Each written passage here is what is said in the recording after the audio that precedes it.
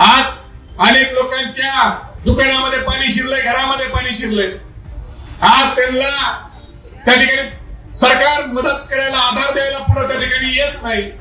मगाशी सांगितलं की सरकार किती मदत देत आहे, तर 3400 रुपये एकरी मदत देत आहे.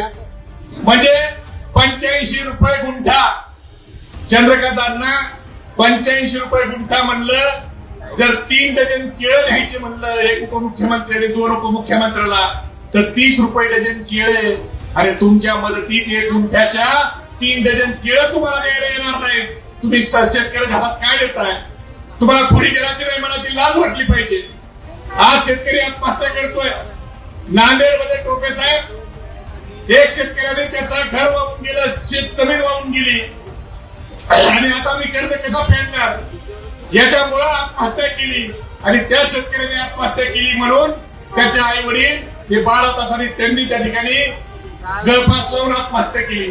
मग आता देवेंद्र फडणवीस 302 चा गुन्हा कुणावर दाखल करायचा? तुम्ही सांगत होते ओला दुष्काळ जाहीर करा.